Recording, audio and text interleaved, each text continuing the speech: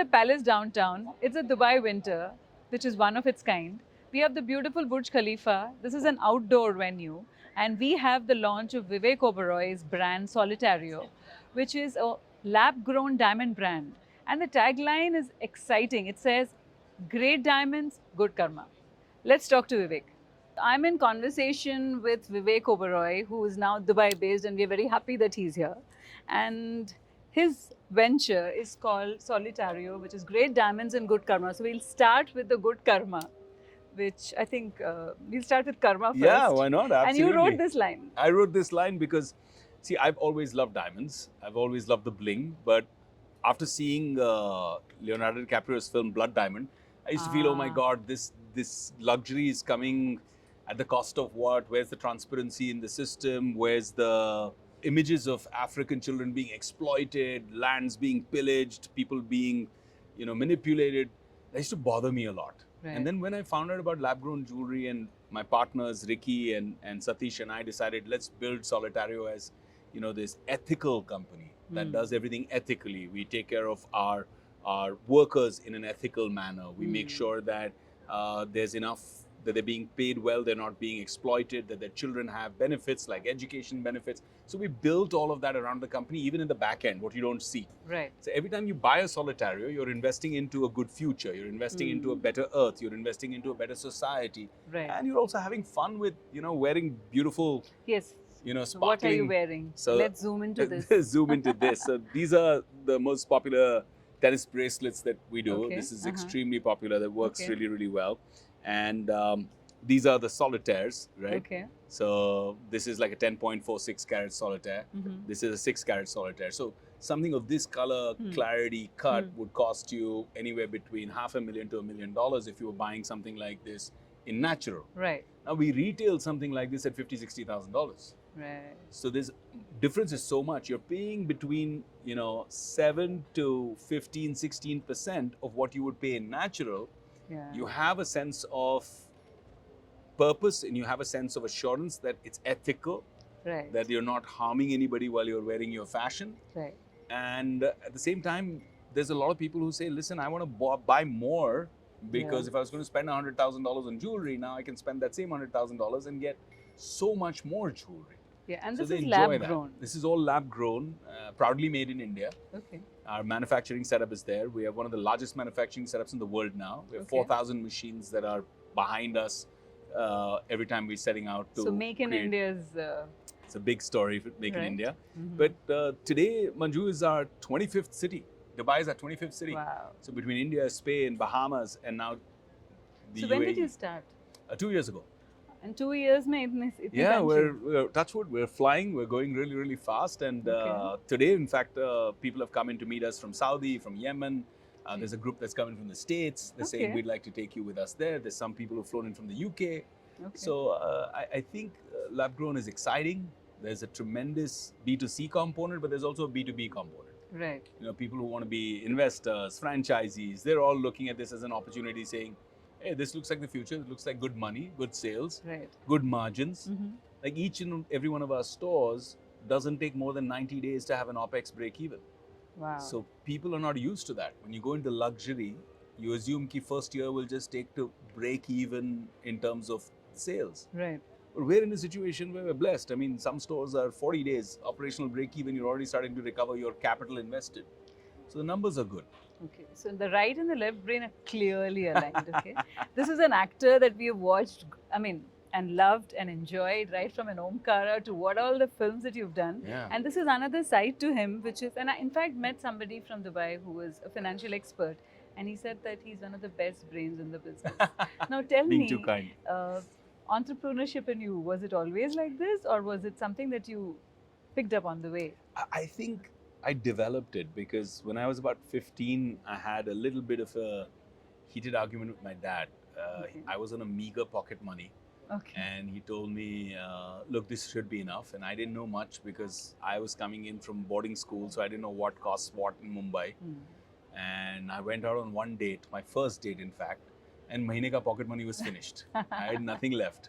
Okay. And I went back to him quite honestly and I said, look, I went out on a date, and the pocket money is Khatam. over, and I need to go to college. I need, Right, you know, right. transport and expenses. And he says, that's your fault. Figure it out. Oh. So in a fit of Punjabi ego, I kind of told my dad, "ठीक है, ये 500 भी नहीं चाहिए." He was giving me 500 rupees a month. I said, "ये 500 भी नहीं चाहिए." But now I had nothing to go from there. I literally had nowhere, and I had too much pride to go to my mom and say, "पैसे दे दो," and all of that. Okay. So it started like that, and that gave me entrepreneurial ideas because I was forced. I was, you know, with my back to the wall. I need money. What do I do? Right. And slowly in college, I started doing small entrepreneurial activities, you know, buying and selling stuff, trading stuff, making money, creating concepts, creating experiences for people, doing voiceovers, doing radio plays. Started as a theater mein paisa nahi tha. That Theatre was is love. passion. That was love. But everything else did. So I started making money doing all of that, and then I started getting into different. I was studying economics. So I started my own informal microfinancing with the, you know, vada pav wala outside and the chai stall outside and all the little stores around my college. I started doing microfinancing with them, and started working structures in which they would make money and I would make money, help them make more money so I could make more money, rather than approach it from a typical money lender kind of mindset, you know. So that ecosystem kind of led me to my thinking that what can I do that's good for all. Even when I did Solitario, I wanted everybody to make more money. So I wanted the same diamond cutter who works in a traditional factory to make more money with us. I wanted my store owners to make money. I wanted my company and my partners and investors to make money. I wanted my customers to save money, to buy something good, feel good about it, and yet not spend as much, right? To feel that goodness. I think the intention is important. Intention is very important. So I look at any business that I do, I say, how can I add value to the world by doing this? And I work backwards from there and build the business model from there. So Solitario's business model was designed by me with that in mind. Fabulous. And why diamonds? Why did you choose to get into this side? I think because it's so cool that something that the earth takes, you know, thousands of years to make, you know, in its belly, and you have to mine and dig, and, you know, the kind of pain and difficulty that both the ecology and people, it's like, it's a curse. I mean, Africa's been cursed by having these gems there because people are always there trying to exploit them and plunder it.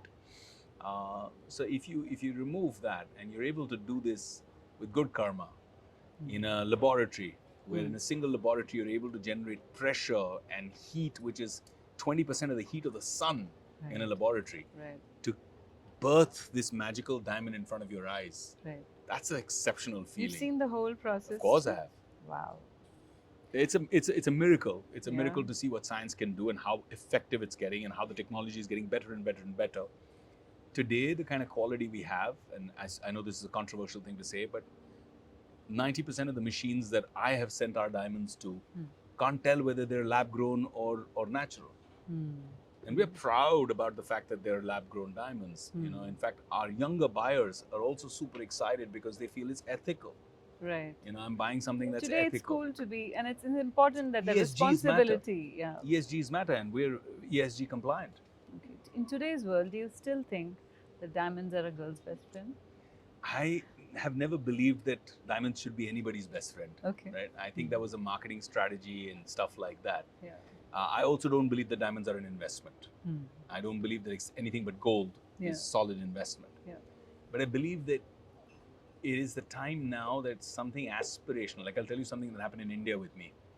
I met a gentleman whose daughter's getting married at one of our stores in Pune. And he just said, I want to thank you. I said, why? So he said, I always wanted to get a diamond set for my daughter's wedding.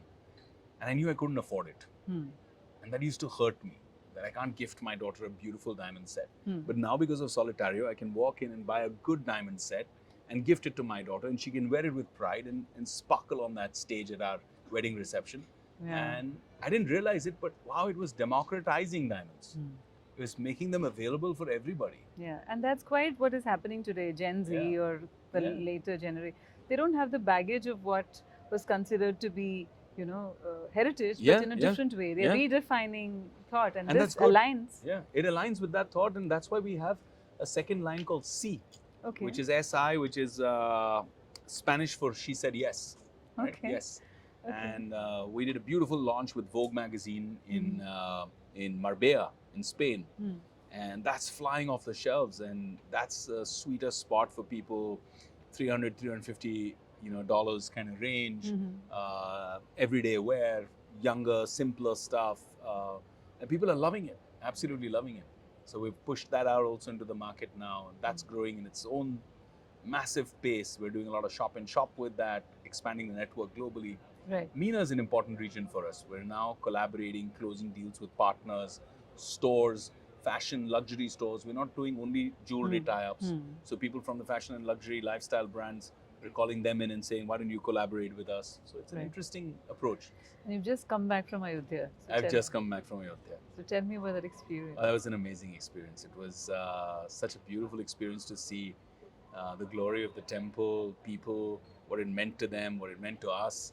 I remember being in school and college when this was a very problematic issue, and there was so much pain in the people that we can't have this, and to have it done with patience through the system, it was something that I thought I'd never see in my lifetime, but it was done through the system meticulously, so that no one can ever point a finger and say this was wrongly done. So it was done properly through the Supreme Court of the country, so it was good. And what was amazing to see the unifying spirit, like the kind of people here in an Islamic country like the UAE, supportive of the Abu Dhabi Mandir that's coming up. Which is on the 14th of February. 14th of February. And that to me, that's truly Valentine's Day. That's truly showing love for humanity and saying, come, celebrate. And it's your a massive uniqueness. structure. It's beautiful. I've been fortunate enough to be involved with the temple here. And something similar I felt there, that people who are not from the Hindu religion also were so supportive and so celebratory for the Ram Mandir. It was a beautiful feeling and experience to see. Fabulous. Now, tell me about cinema and films and web series. What's happening? Well, I just completed Indian Police Force, which is smashing records everywhere. We completed, I think, 7 or 8 million views already, which is massive by any scale in India. It's number 1 on the trending list across 23 or 24 countries. It's number 4 in the US, I think, and number 1 in India by far. Okay. So it's done really well. Got a lot of praise and love for Vikram Bakshi, the character. And now excited about this film I'm shooting, this action movie with Tiger Shroff. I'm shooting Masti 4 with my buddies, doing that. There's a historical that's underway next. That would be interesting to shoot too.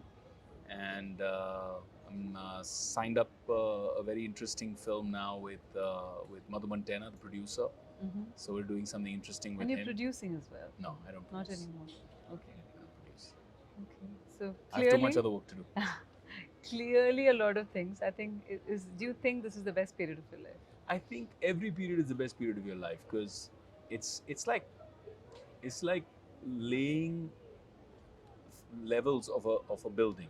You're standing opposite the Burj Khalifa. So if I didn't build the first 10 floors, how could I build the next 10? How could I build the 100? So if you remove each that stage and say is this, important. I think so. I think if you feel that this is the best time of your life, you couldn't have had this best time of your life if you didn't have all the times before. So you have to equally appreciate everything. I wanted to always ask you, do you really speak Tamil? கொஞ்சம் கொஞ்சம் தெரியும் எனக்கு, நல்லா தெரியாது. Okay, அது போரும். Fabulous. Thank you very much for speaking to me. Good luck. And it is such a lovely, I mean, the evening is lovely. It's beautiful Dubai winters, and we have the Burj Khalifa, and we have diamonds. And it's going to be sparkling. the first lab-grown diamond jewelry company that will be displayed on the Burj Khalifa ever. Oh, okay. Right? Fabulous. We're the first to make that happen. Good luck for it. Thank you. And thank you very much for Pleasure, speaking to me. absolutely. Thank you.